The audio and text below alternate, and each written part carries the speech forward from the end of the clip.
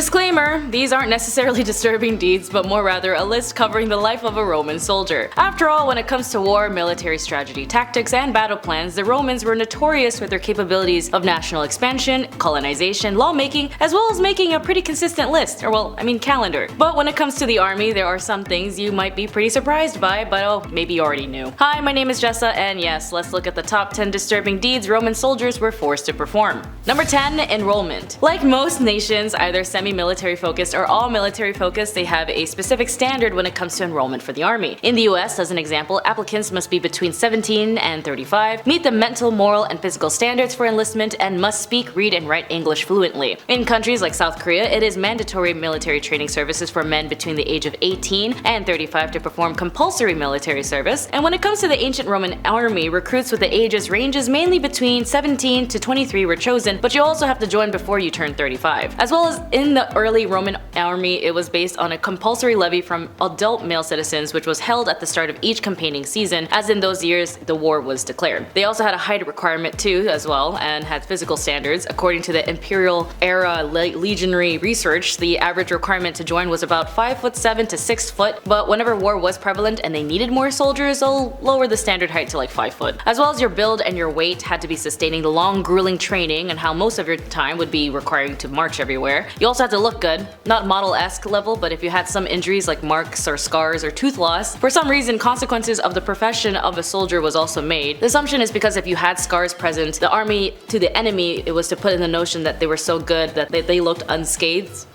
So if you're fighting a Roman army soldier and you see that they look good, you're like, oh, they never, you know? Anyways, as well as having short hair, shaved face, or short beard was also the vibe. I don't know where I was going with that. Number 9. Oath of Allegiance. The practice of reciting a Pledge of Allegiance in school is quite common in some countries around the world. The United States, Philippines, Singapore, India, Nigeria, Indonesia, and Japan has some of the major countries that have a Pledge of Allegiance, or an oath of loyalty, or a patriotic anthem that students regularly recite at school. When it came to the Roman army, new recruits would do the same. Upon joining the Roman army, soldiers would take an oath of allegiance swearing loyalty to the Roman state and its leaders. This oath symbolizes the commitment of the soldiers to serve Rome and follow the orders of their commanders. In the Roman army, sacramentum had a different form, that a military oath, or sacramentum militare, but it is worth mentioning that it was also sworn before gods, and oath breakers suffered repercussions both in this life and the next. Apparently to some researchers or Roman Empire devoted blogs, they've noted that the oath was repeated every year on the 1st of January. Below the oath goes as such: I swear that I shall faithfully execute all that the emperor commands, and that I shall never desert the service, and that I shall not seek to avoid death for the Roman Republic.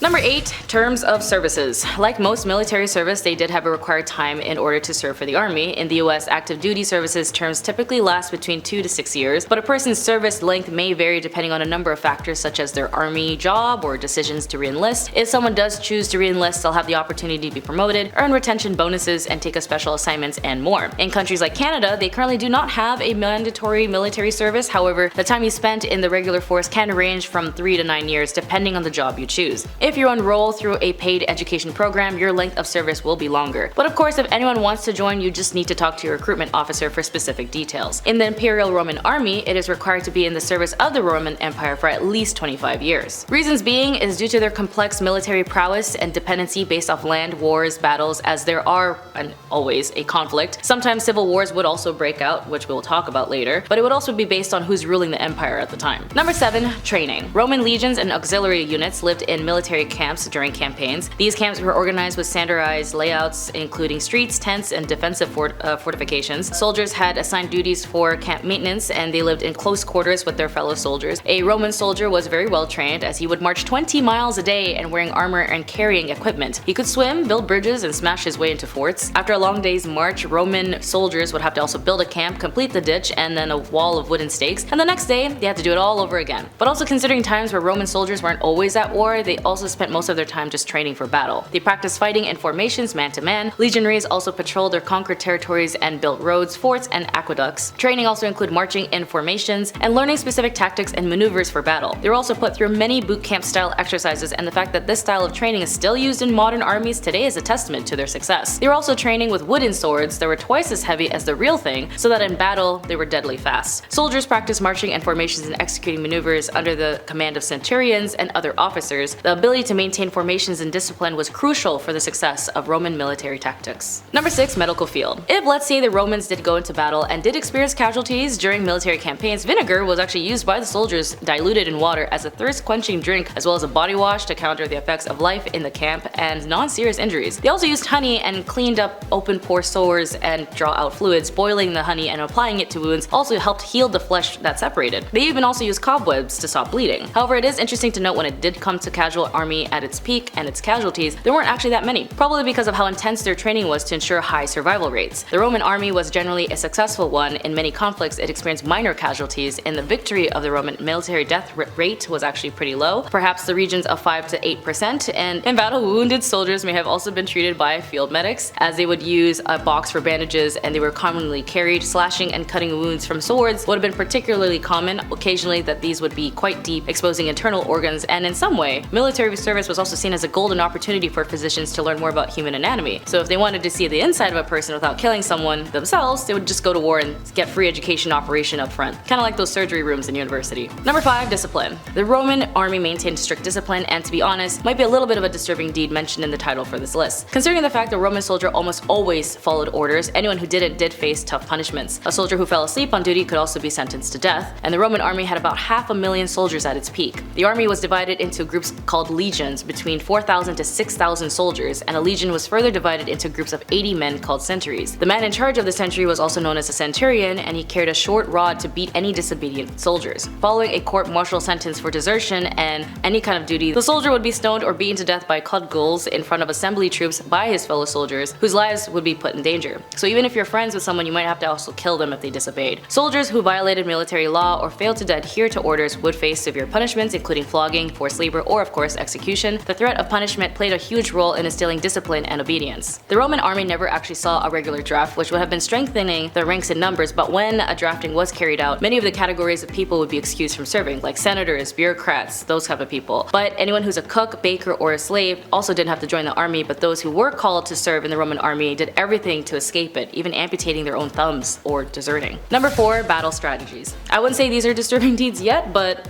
these are pretty interesting things to learn. After all, when it comes to strategies in battles or conflict, they had it down. Roman soldiers lined up for battles in a tight formation. After a burst of arrows, the Roman soldiers marched towards the enemy. At the last minute, they hurled their javelins and drew their swords before charging into the enemy. Then the cavalry, soldiers riding on horses, chased anyone who tried to run away. The Roman heavy infantry typically was deployed as the main body facing the enemy in 3 approximately equal lines, with a cavalry or equids on their wings to prevent them from flanked and turning, and light infantry on screen in front of them to hide maneuvers of the heavy infantry. Basically to also harass the enemy forces, and in some cases drive off units such as elephants that would be a great threat to close order heavy infantry. To be honest, their tactics and military strategies are again still used in today's war, and even noted in some authors like Art of War by Sun Tzu. The version, or the Roman version of it, is the Roman Art of War by Polybius, is a historical work that covers the Roman military system and campaigns of the 2nd century BC, if anyone's interested. Number 3. War. When it comes to the punishment on those who've been plundered, non-citizens of the Roman Empire, free or slaved, were met with unfortunate executions. There were several especially severe forms of executions called summa supplicio. Crucifixions, as we know with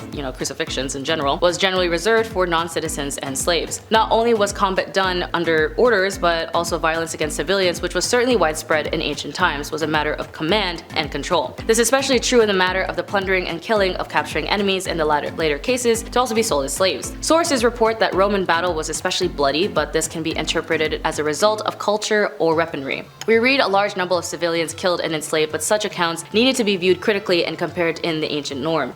Ancient Romans liked to display captured enemy leaders in the public as a victory parade known as a triumph. Usually the captured monarch or general would then be publicly executed. The tendency to enslave captives diminished in medieval times, but ransom became more prevalent. Number 2. Military weaknesses. No matter how many times you've trained or how well your military prowess or leadership may seem, there's always a few issues that are left unnoticed. Kinda like the Death Star in its event, which I know was consistently made fun of, but if you've seen Rogue One, spoiler alert, if you haven't seen it for some reason, you'll discover that Achilles' heel was made on purpose. But speaking of Achilles' heel, there was also the Roman armies. In a complex terrain such as forests and mountains, the legion's mobility and coordinations were hampered. Additionally, the Roman legion was vulnerable to enemy cavalry charges, which could disrupt their formation and create chaos in its ranks. But aside from physical issues caused by military uniform, which was pretty heavy and constantly upkept, there were other weaknesses that had to be more unseen, like internal politics. Disloyalty from the military resulted in attacks on establishing governments by soldiers, while distrust in the governments among people led them to take matters into their own hands. This caused instability and ultimately led to the downfall demise of one of the greatest empires in history, which leads us to our number 1. Number 1, Civil War and their decline. The Roman army was considered invincible for 14 centuries in a row. That's a long time. That is until problems arise within the ranks. Religious and racial tensions among the people further added the problems in society, like the problems in the Roman army contributed to the Western Roman Empire collapse. The Roman Empire had a long belief in paganism. However, Constantine the Great converted to Christianity and gradually converted the empire to the same faith. This was done to unify the empire under one single religion. However, instead of bringing unity, it brought a lot of disunity. Some of the empire's populace wanted to still hold on to their pagan beliefs, and of course there were racial tensions between the Romans and the Germans. Many Germans gradually had become part of the Roman Empire, and the Romans also used the Germans in their armies, but they avoided what could have been beneficial relationship with them. In fact, the Romans viewed the Germans with contempt and treated them as second-class citizens, adding to tensions to the populace. The decline, eventually collapse, of the Western Roman Empire due to problems in two other elements of the empire, the army and society. The troubles in the Roman army was due to civil wars and a decrease in the quality and quantity of soldiers protecting the empire. There was also problems in the poor, middle, and upper classes, combined with racial religious tensions among the people, which together contributed to the decline in society. A weakened army and problematic society caused decline in the Western Roman Empire, which eventually opened the doors to barbarian invasions, which eventually led to the collapse of the Western Roman Empire in 476 AD. Well, that's all for today, and yes, I know, most of these on this list wasn't really disturbing deeds, but if you think about it, they're not as disturbing because a lot of the things they did back then, we still do now. Anyways, my name is Jessa, be sure to like and subscribe, and comment what's your Roman Empire.